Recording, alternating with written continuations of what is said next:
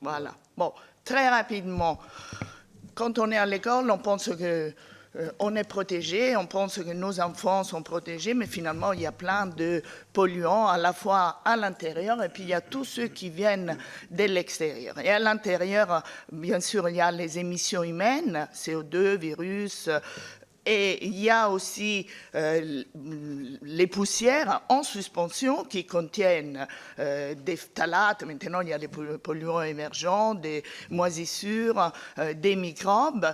Et puis, finalement, il y a tout ce qui est chimique et ça commence par le nettoyage qui est fait. Il y a plein de données pour dire que les activités de nettoyage, malheureusement, sont très irritantes. La suivante.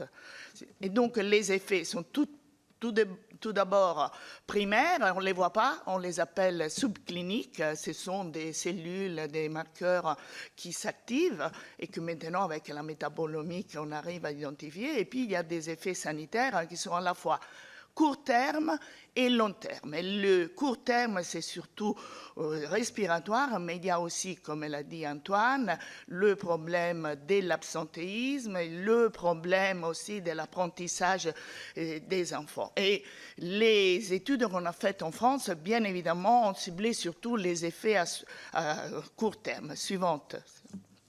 Alors, voilà les études. Il y a d'abord l'étude de civil où on a eu, ça a été un exploit, 108 écoles, 548 classes et presque 9000 enfants, mais finalement, on a vu seulement, ici je vous présente les données de 5000 enfants. Ensuite, on a commencé à participer aux initiatives européennes avec l'étude EIS, ESEINT, et puis, très importante, l'étude Symphonie, financée par la DG Sanco, et là en cours on a l'étude Synergie. Alors qu'est-ce que, c'est tout petit, mais les questions de recherche pour ces études étaient: à combien nos enfants sont exposés dans les écoles, quels sont les effets à court terme, et puis comment on peut faire de la prévention. La suivante.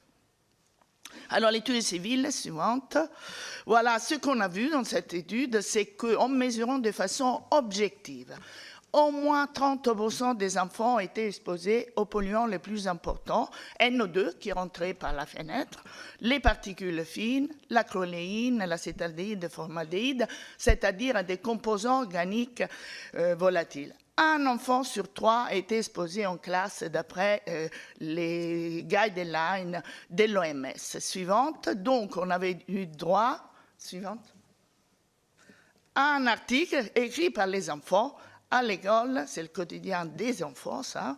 Un enfant sur 3 respire l'air pollué. Suivante. Et dans cette école, on avait vu que quand les classes avaient de la pollution, eh bien, il y avait plus de problèmes irritatifs, plus de problèmes allergiques, plus de symptômes, parce que naturellement on était lié au fait qu'on allait considérer ce qui pouvait être mis en relation avec les mesures objectives qu'on avait faites. La suivante. Donc, dans l'étude aisée, on a été plus loin. Là, il y a moins d'enfants. S'il te plaît, Elise. Voilà, donc là, on a mesuré plein de polluants et aussi chimiques, mais aussi biologiques. Et on a vu, ça c'est que la toux sèche, qui est un symptôme évocateur d'asthme, la rhinite, puis on avait une rhinométrie faite aux enfants, était liée à du CO2 qui était en excès. La suivante, s'il te plaît. Et puis aux particules fines en excès. Suivante. Et dans cette même étude, déjà alors, on avait fait de l'ADN dans la poussière, disons, prélevée dans l'air, et on avait montré que, encore une fois, il y avait, suivante, c'est pour montrer qu'il y avait des associations avec les symptômes respiratoires et aussi la fonction respiratoire qu'on avait mesurée chez les enfants. Suivante, s'il te plaît. Voilà donc maintenant l'étude Symphonie, 23 pays d'Europe, suivante, 5000 enfants tirés au sort, encore une fois, et là c'est au niveau européen, les enfants sont trop exposés aux particules fines, à benzène, formaldéhyde, aussi radon, et aussi endotoxines et microbes. Alors les endotoxines, ça fait partie de la paroi des grammes négatifs. On pensait qu'il n'y en avait pas dans les écoles, parce qu'en général, il y en a dans les étables.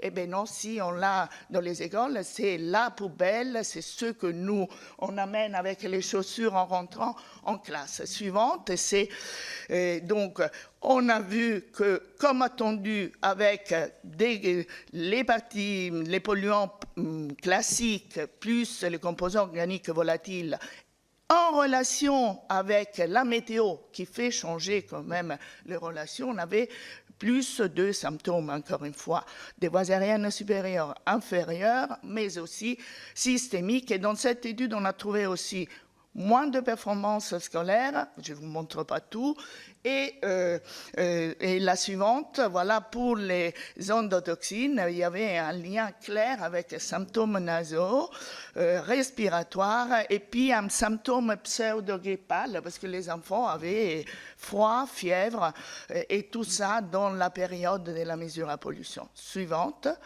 Donc, pour vous dire, cette étude, mais maintenant, il faudrait mettre à jour, a produit des guidelines pour un environnement sain à l'école, qui sont consultables quand on va chercher, ça a été fait par le Joint Center en Italie. Suivante et dernière, voilà, moi je pense qu'il faut vraiment remercier les mairies, les enseignants, les parents et les enfants, parce qu'ils ont permis qu'on aille dans les écoles, qu'on reste et qu'on fasse notre enquête. Merci beaucoup.